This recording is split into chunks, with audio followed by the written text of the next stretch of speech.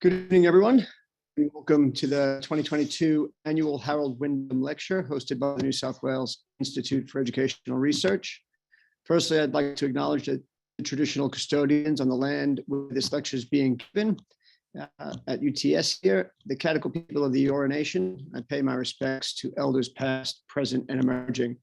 I'd also like to recognize the traditional custodians of all the lands around the country where our participants are and recognize the long and continuing relationship with the land. Just for your information, we will take some questions at the end. I'll read them. So if you could just use the Q&A section at the bottom of your Zoom window, not the chat function, but rather the Q&A function. I'll moderate those questions, collate them, and I'll ask as many as I can at the end, given time constraints. Without further ado, I'd like to introduce our speaker tonight. Professor Susan Groundwater-Smith is honorary professor and recipient of a Lifetime Achievement Award in the Faculty of Education and Social Work at the University of Sydney. She's a member of the Order of Australia, life member of AARE, and a past president of this prestigious organization, the New South Wales Institute of Educational Research. She's also the author of one of my favorite education textbooks, Teaching, Challenges and Dilemmas, the newest version of which has added opportunities to the title. So now it's called Teaching, Challenges, Dilemmas, and Opportunities. And I think some of those opportunities may form part of what Susan's going to talk to us tonight about. Her talk tonight is entitled Valuing Teachers and Teaching in Existential Hope. And so please welcome Professor Susan Groundwater-Smith.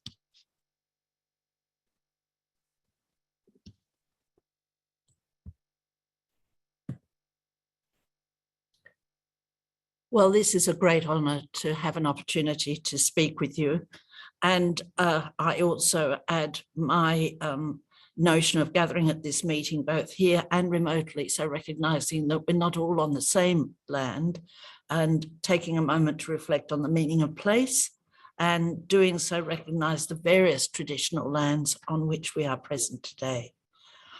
There's a subtitle after the line Valuing Teachers and Teaching an Existential Hope, which is on valuing, respecting and honouring our teachers, which is the main theme of what we're going to be able to share this evening. It's a wonderful time to be reflecting on hope, with the hope that the sentiments of the Uluru Statement from the Heart will be fulfilled in concrete and practical ways. So we are definitely going forward with hope this evening. The quote from Emily Dickinson is really important to me. Hope is the thing with feathers that perches in the soul and sings the tune without the words and never stops at all.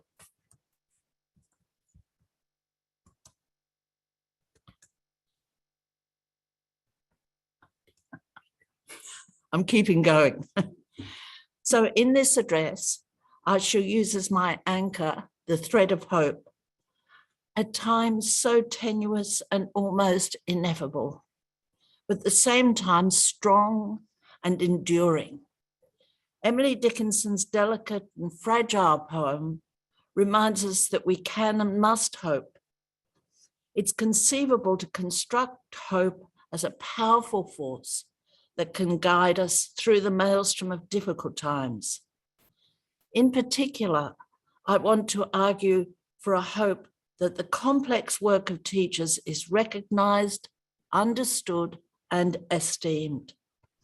As the much quoted Robert Frost put it, hope is not found in a way out, but a way through the impenetrable thicket of policies and nostrums constructed by those furthest from practice. I argue for this position in the light of the contribution that was made to education by the late Sir Harold Wyndham, whom we're honouring this evening. While his illustrious career initially led him down a largely academic path, he spent a period of time as a primary school teacher, actually quite close to here, I think at North Sydney, North Newtown Public School. And this opened his eyes to the nuances of practice. Throughout his service to education, he was ever vigilant concerning the honouring of the education profession over the aspirations of politicians with their often spurious claims of expertise. Does that now sound a little familiar? That was a quote from Jeff Sherrington in 2012. With hope at our backs, it is now my intention to survey today's educational landscape, both its surface features and the morphology that lies beneath. I shall explore teacher agency in these tumultuous times and some of the challenges and vicissitudes faced by them in relation to the adoption of particular forms of research evidence and the ways in which it can undergird or undermine professional practice and influence the ways in which teaching is seen and the ways in which teachers see themselves. I shall argue that teachers are their own best inspectors through reflexive self-insight, employing evaluation and action research as a powerful force for their professional learning. So I'm going to turn for a moment to teacher agency. There can be little doubt that the amount and complexity of the work of teachers has greatly intensified in recent years. In particular, there has been a swing to performativity fed by the global measurement industry. And in fact, that's a quote from Gert Biester, who I believe was in this institution this very evening, speaking on issues such as this.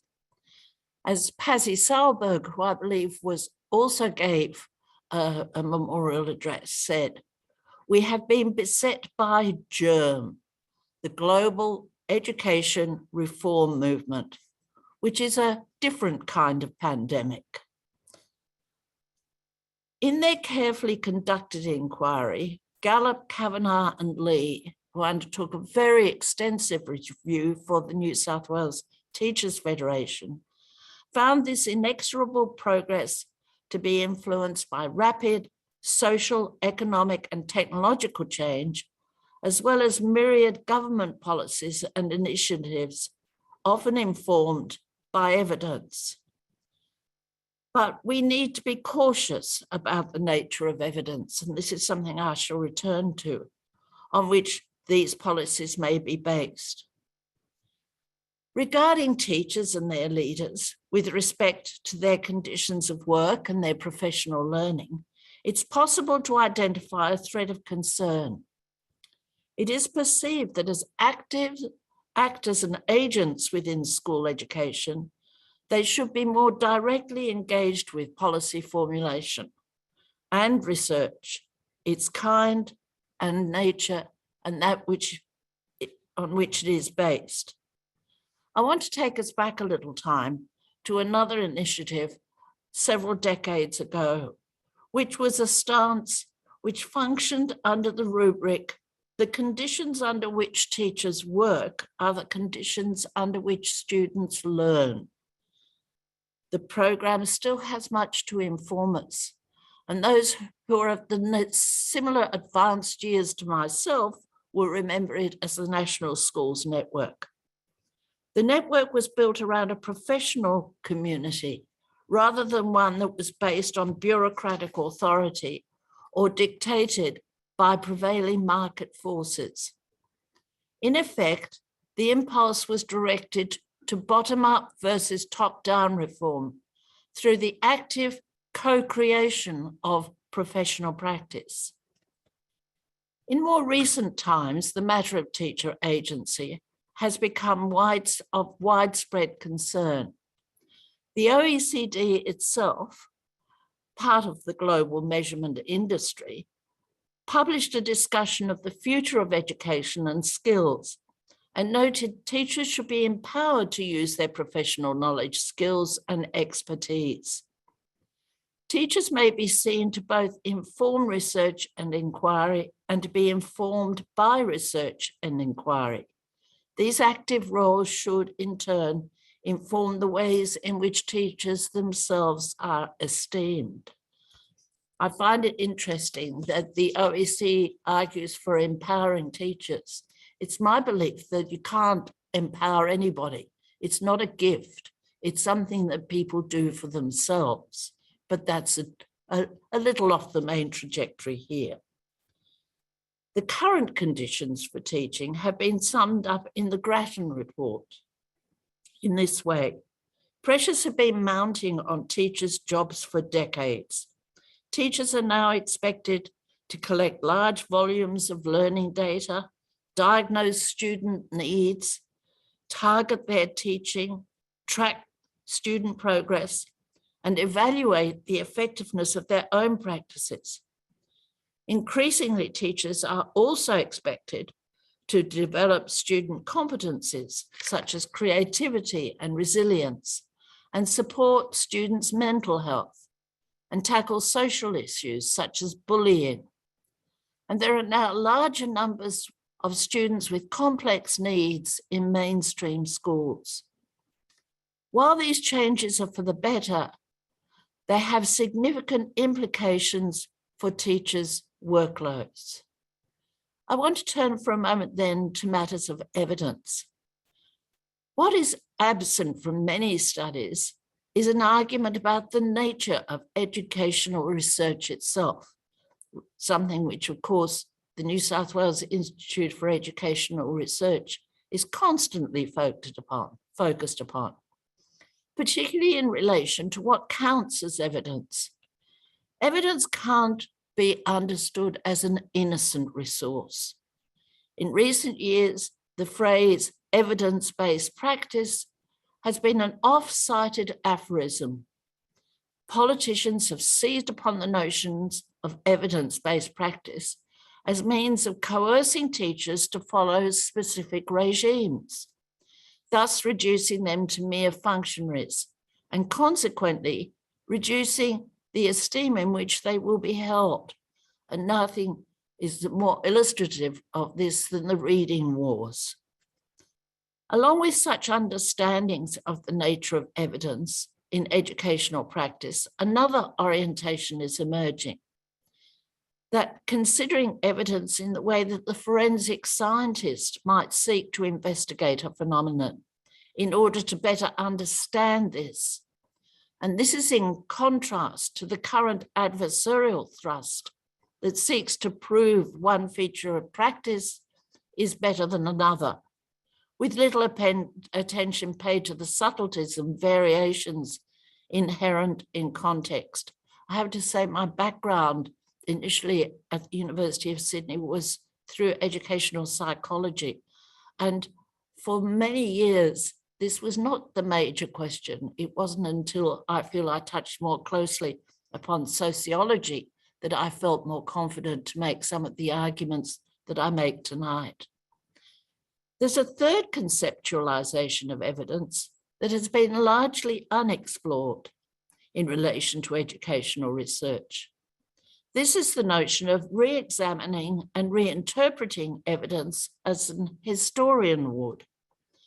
Furthermore, current historical work also draws attention to a fresh examination of what counts as evidence, suggesting that records, reports, and statistics are not enough, that evidence is to be found in unexpected places, outside the structural boundaries that contain us. This argument has been made very forcefully by Anna Clark, who is also a member of the UTS academic community. And I would recommend her work very much to you. She's writing about it in relation to historiography itself, but we can see parallels all the way through. All of this is not to decry the professional knowledge that traditional education research can bring to practice through one form of evidence or another. Rather, it prefaces a signal that gestures to the need to recognize practitioner agency in the conduct of local and contextualized inquiries. Teacher research can be seen as an umbrella term for such practices as action research and practitioner inquiry, and has a long history through the latter half of the last century up until today. I'm also meant to indicate that a copy of my paper is with Sean, and I've cut out a couple of chunks from it for this evening, but there'll be parts of it that you might find quite interesting. One is a comparison with research into farming practices, but I'll leave that as a little mystery for you.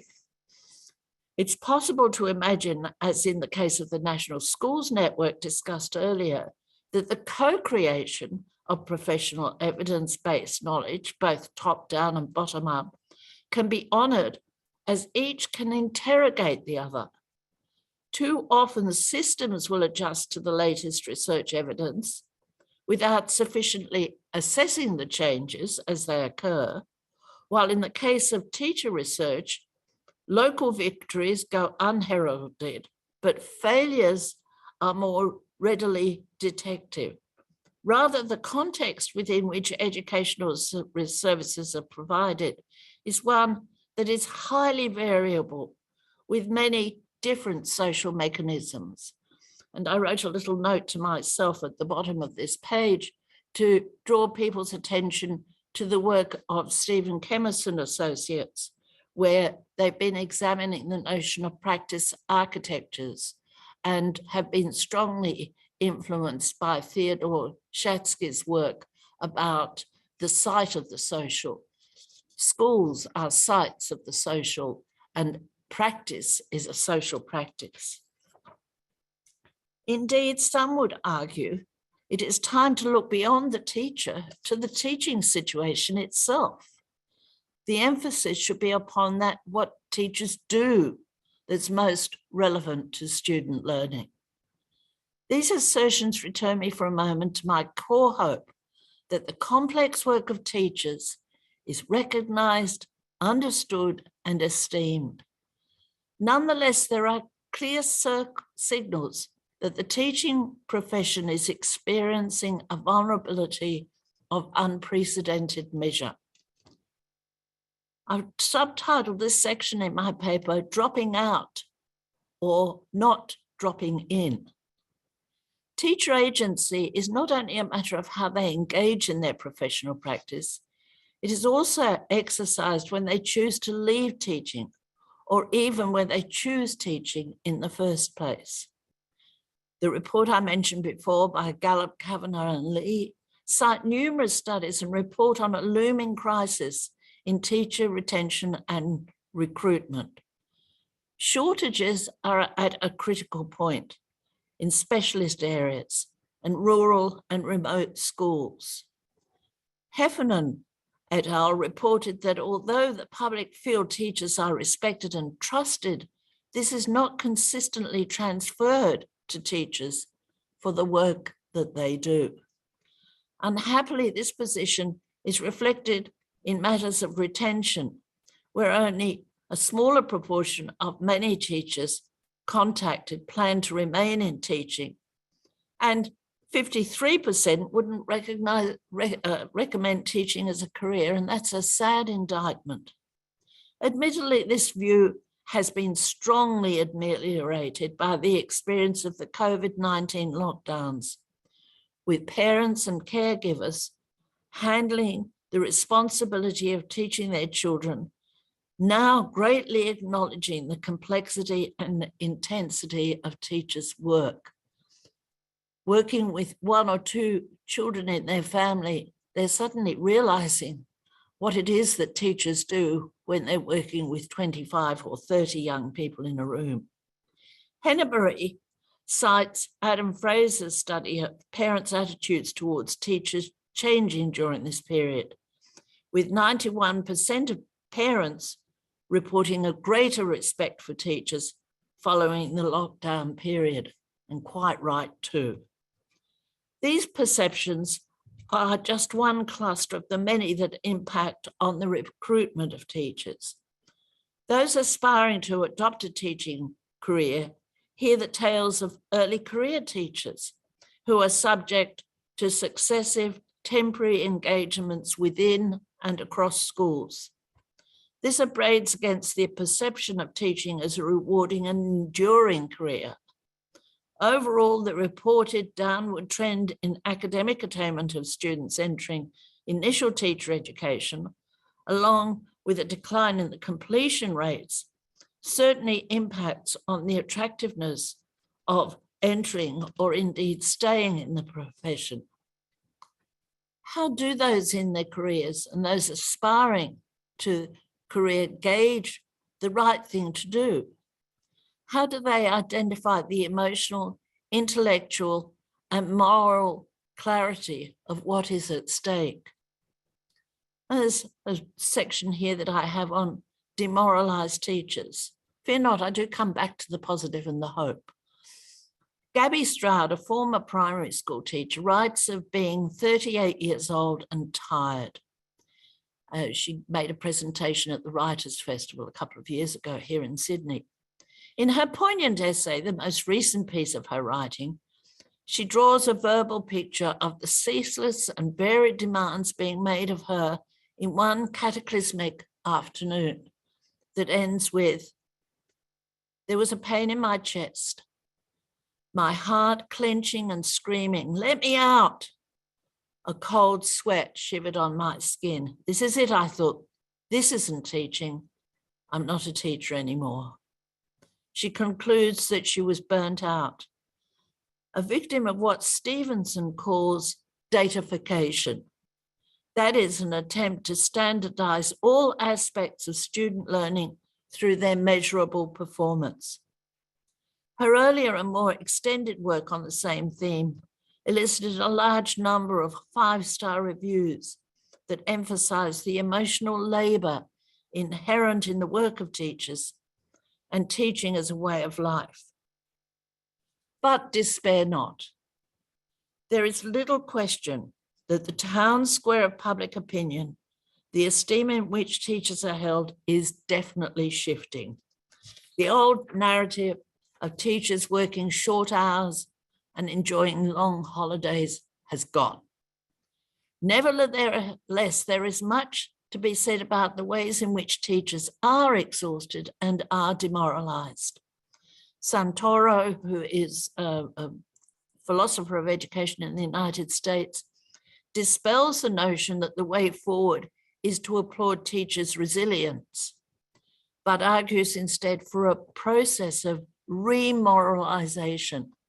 And she writes extensively on this, whereby the moral purposes of teaching are recognized and applauded. And again, Gert Biester, who was here in this building just prior to this presentation, would certainly applaud that. Throughout her book, she points to the deep dissatisfaction of teachers with the features of their work that are dictated by the current regime of performativity, driven by the testing industry. She argues that the moral purposes of teaching, doing good, can and should be renewed, not as a personal gain, but one that is owned by the profession itself.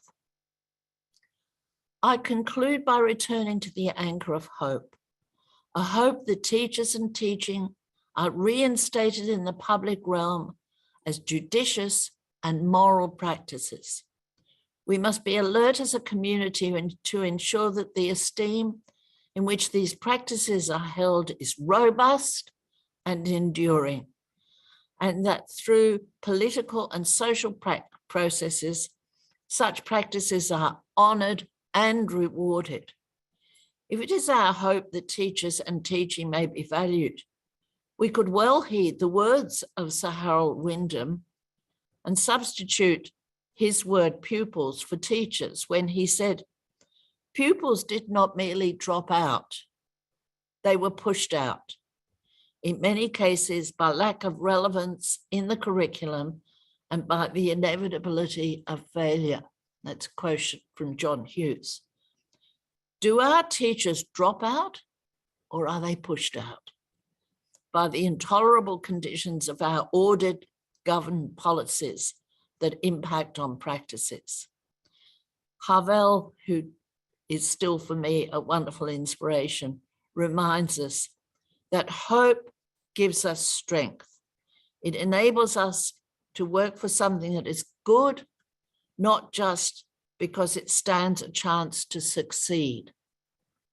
It provides us with strength and impetus for action, a belief that what we do matters.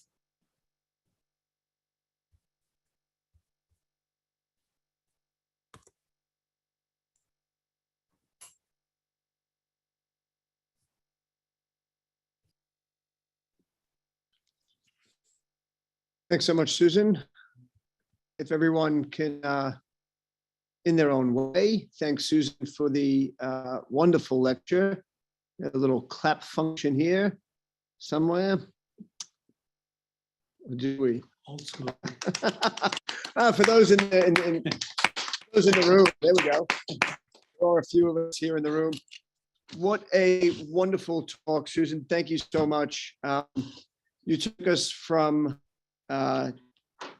the troubles and the challenges to the hopes, but it does seem that the troubles and challenges may become difficult to overcome.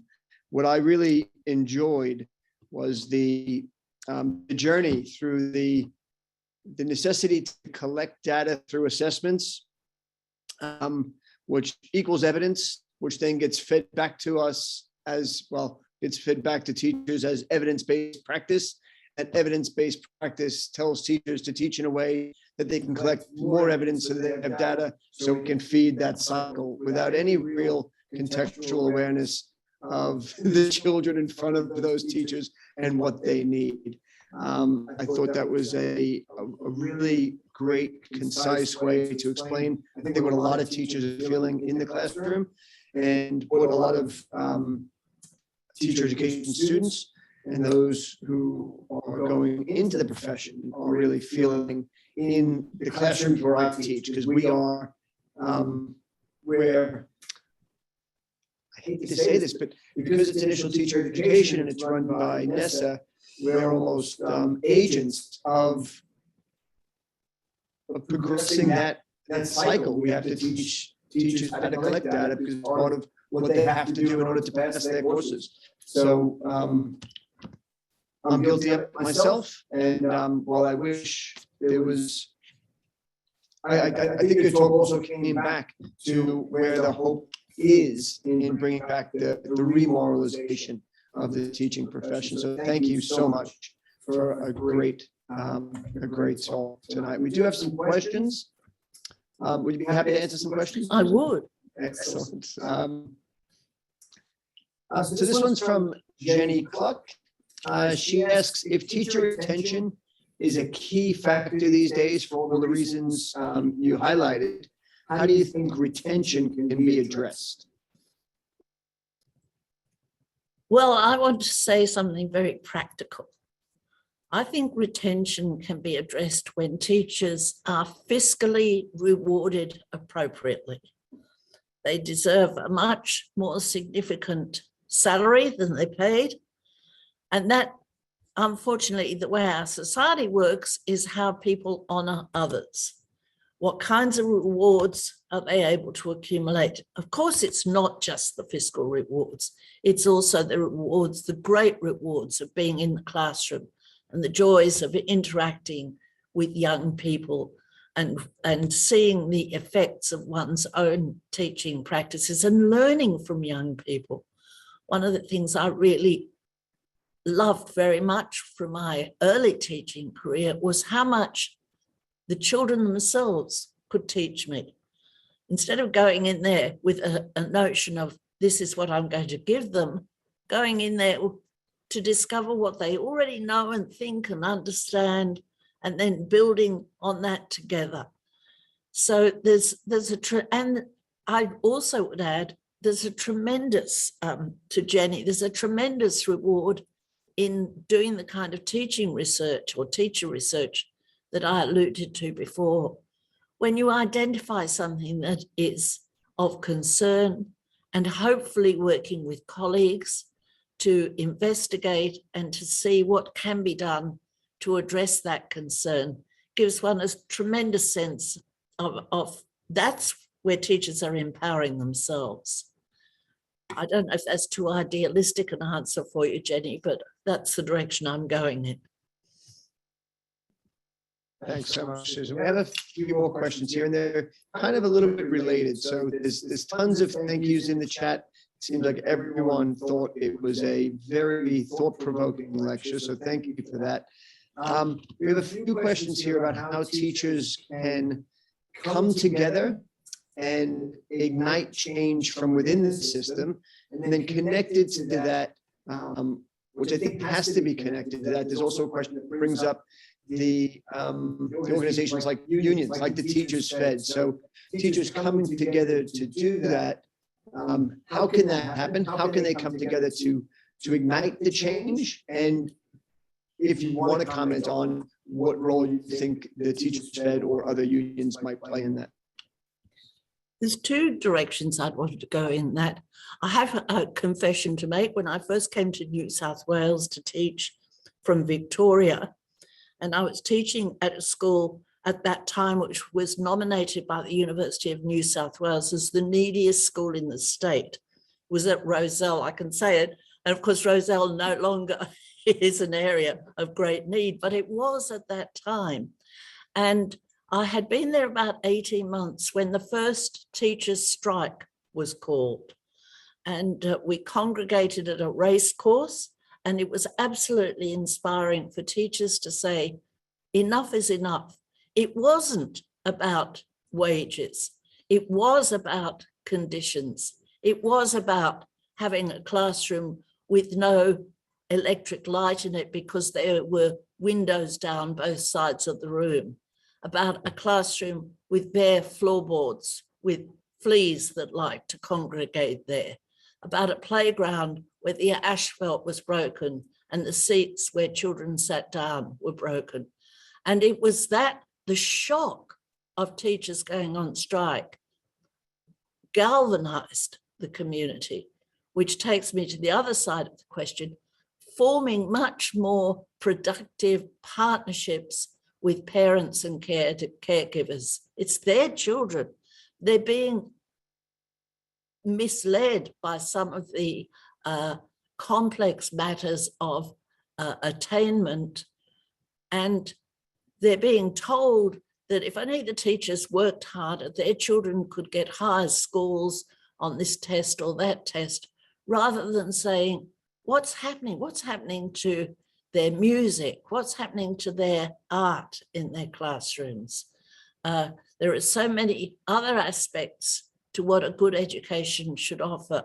So collaborating with parents and caregivers is also, I think, still a somewhat neglected step. Thank you, Susan. A couple more, if you wouldn't mind. So there's two here on hope. So I'll combine them into because I think the answer will be similar for both. So the first is from Andrew Martin, distinguished scholar at the New South Wales Institute for Educational Research. Says he's learned so much from you over the years, including tonight. What do you see as the role of researchers in building hope? And if you could just hold off there for a second. Wendy Cumming-Potvin also adds, how do you feel about connections between hope and education, the teaching profession, and the recent political landscape? So we look at hope in what researchers can do, and if that has a role in the political landscape, or you could choose to answer them separately. Hi, Andrew. I'll turn to your insight first, because I think you have the key to the answer to the question you've just asked. You are very active in speaking out about practical applications of research using multimedia. I see in the conversation articles that you write. I hear on the radio a commentary you'll make, and you actually help produce hope by bringing the research in such a way that the community can hear it and can understand it and can resolve to appreciate it. And if more of our researchers reached out into the community as you do, perhaps that would instill greater hope. I'm sorry, Sean, could you give me the second? So given the political landscape, how do you feel about the connection between hope to education and the political landscape? There aren't many people in this room that's a bit of a smile around. I mean, we're at the moment at a critical juncture. So it's hard now to anticipate exactly how this is to be understood at the federal level.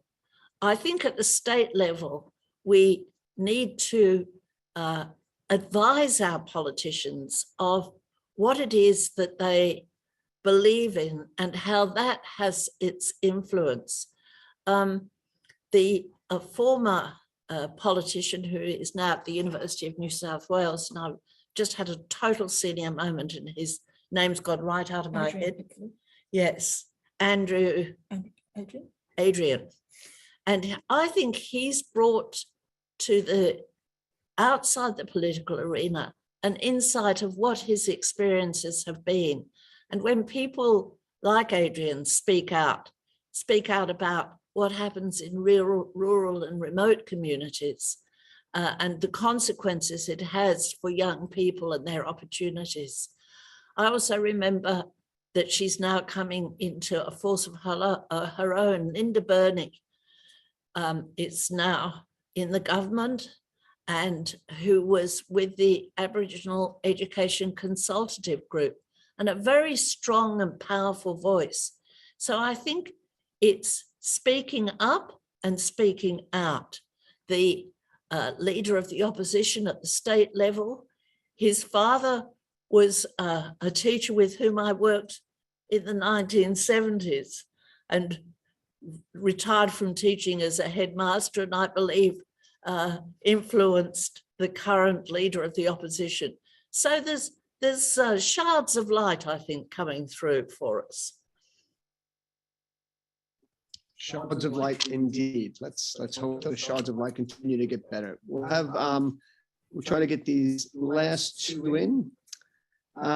This one's from Sean Casham.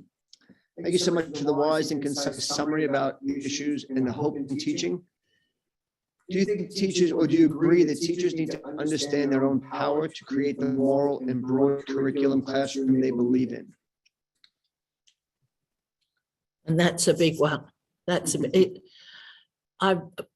when I just finished speaking before, I wrote down at the piece of paper in front of me, this is a wicked problem. I can't just trot out an answer that, yes, teachers can link arms and it'll all work. It won't and it can't. But teachers can and must and should speak out. Going back to Sean's earlier question about the role of the unions, I had just told my own story about going on strike, but we have in the Teachers Federation and the Australian-wide union very articulate, capable educational leaders. Give them your voice and hope that they will speak for you well also. Thank you, Susan. I couldn't agree more. And one more question. This one's from Janine Sproul, and I'm going to change it a little bit because it's something that I've been interested in for a while. So she's talking about balancing fiscal rewards with the removal of non-teaching duties. So this is something I've been, I don't want to say passionate about, but I just think it's ridiculous that for much of a teacher's day, they're doing a playground duty or a lunch duty. I mean, they're sitting there unwrapping kids' sandwiches for them while they could be doing, they could be collaborating. There's so much time there where they could, I think that's time they could get back for teachers. So what do you think about that, balancing the fiscal reward with actually saying, your job is teaching, it's building a curriculum, it's meeting the needs of the children. So let's get rid of these duties that you have that take up an hour to an hour and a half of your day, and let's focus on the task at hand. Absolutely. And I would say that we're in the strangle of regulatory frameworks that it's a good thing for teachers to be out in the playground and seeing children outside the classroom context and the friendships they form and the games they play. But they should be able to mingle quite freely, have good and easy conversations with children, and that there needs to be another, I'm not going to say a voluntary force, because I know that it's work that has to be recognised, but they're ancillary people working in the school settings and assisting with those other activities, assembling children, helping them to even with the little ones, get on their Wellington boots and their capes and whatever else they need for a cold, wet day, of which we've been having many recently.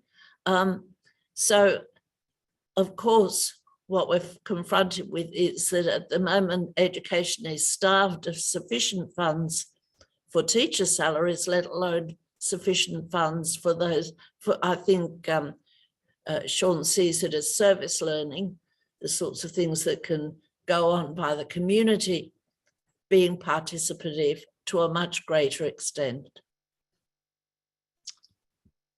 Thanks so much, Susan. So I'm just going to take this opportunity to do a very brief summary, and it's a rough one, but it's what I took out of this. And since I'm the host and I've got the microphone, I'm going to take the time to say, so for teachers, we need to work with parents and communities for the benefit of creating the relationships necessary for effective teaching and learning with students.